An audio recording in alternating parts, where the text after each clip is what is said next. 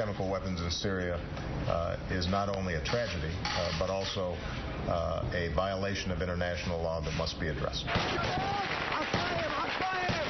It's up to the president to be much more forceful and not seem like he's trying to pass the buck on to somebody else. I did not take this to Congress just because it's an empty exercise. I think it's important to have Congress's support on it.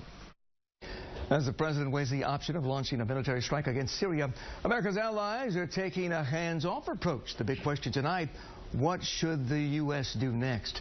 Welcome back to Let It Rip on the panel. He's considered an expert in homeland security and the fight against terrorism. He's a brigadier general with the Michigan National Guard and a professor at Cooley Law School. Michael McDaniel is here. Next to him, a man who's been on the front lines of the war overseas, both declared and undeclared. He's a colonel with the Army Reserves and a leader in the Republican Party. Andrew Rocky Wichkowski is back. And also with us, a pioneering journalist. Born in Lebanon, he came to this country 40 years ago. Started out as an engineer before he found his true calling as the publisher of the Arab American News. Osama Sablani is with us. And of course, you all know Charlie, so let's get started. Brigadier General, the use of chemical weapons is, of course, a heinous crime against humanity, but should the U.S. try to punish everybody responsible? I don't know if we can punish everyone responsible, but I do think that we have a moral duty to intervene in this circumstance, and I think that we should. There are certain bright lines. Red lines is the phrase the president used, and maybe he shouldn't have used that phrase quite so soon, but big context is you do not intervene in a foreign nation. UN Charter, Article 4, Subparent 2 says you cannot do that even when there's a civil war. But when there are certain circumstances, crimes against humanity are one, as you mentioned. Nuclear, biological, and chemical weapons are another. Why? Because if we do not respond as an international community, as international society, we are not defending that international community because we are allowing them to proliferate. Well, Rocky, though, this is bigger, though, than the president first suggested. When he first proposed this idea, it seemed he was talking about a few cruise missiles, but now we're hearing about secret training in Jordan. We're hearing about 2 days of missiles and bombings by the USA should this go forward. What's going on here? Well, I would agree with what the general said, except that's not what the resolution talks about. Doesn't this sound like war? This does. The resolution, if I was in Congress today, I would vote no on this resolution. And it looks like from an insider that I'm gathering from the House of Representatives that they don't have the votes in the House of Representatives. It just passed the Senate Foreign Relations Committee. It's going to the Senate tomorrow. But this resolution, in the form that it has been drafted, is not as focused as it should be. We should be going after strictly weapons of mass destruction. That is it. This is not our war. Weapons of mass destruction, yes, we have a case for it. But in this resolution, it actually talks about expanded training of rebels in Jordan, where we have military training currently with the Jordan military on a yearly basis. We just canceled, as you know, a military training exercise with Egypt, Operation Bright Star. All that money is being focused now on operations in Jordan. Osama, yes, sir. You've been in this country for 40 years. Mm-hmm. You know democracy is the hope of the Middle East. Don't you want these dictators gone? Well, I want the dictators gone, but I want their people to take them out, not us. We tried it in Iraq, and we made a big mess. We killed hundreds of thousands of people, destroyed the nation. Day before yesterday, 86 people died in Iraq in car bombs. People are fighting each other still in Iraq. We have destroyed the country, the infrastructure, no electricity, no water, no thanks.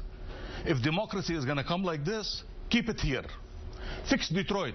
Don't destroy Damascus. That's right. Well, that's right. Meanwhile, fix Detroit. As Rocky said, though, get Detroit out of the bankruptcy. Plus, thank you for putting me next to the two generals in here. I'm not a general. I am a general. I am a general public. Public. And the public are saying no to Obama. No, by the way. and that's.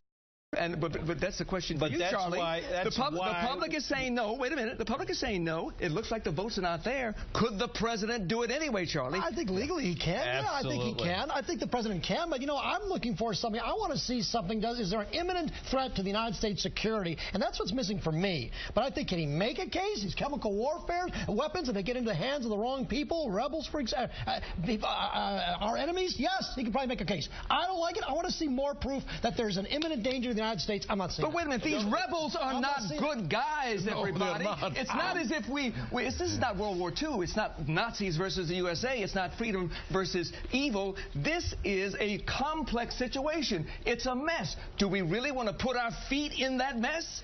First of all, we haven't put our feet in that mess yet. We're putting our head, not our feet. All we have done is said that we are starting. So what I think the president is doing is he is buying himself time. He had to say we need military intervention before he goes to the summit, before he goes to the G20 summit, and so that he can then negotiate, as he's doing right now tonight with the other leaders at the G20. What is he negotiating about? Absolutely. What is he negotiating? There is a Geneva 2 there.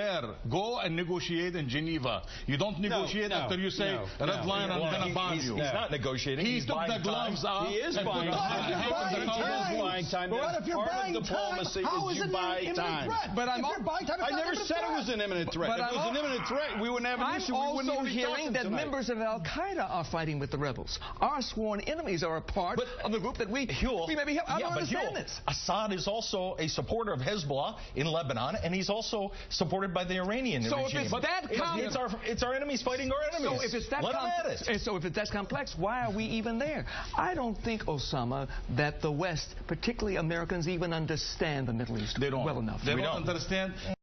And you know what? We are not appointed the policemen of the world.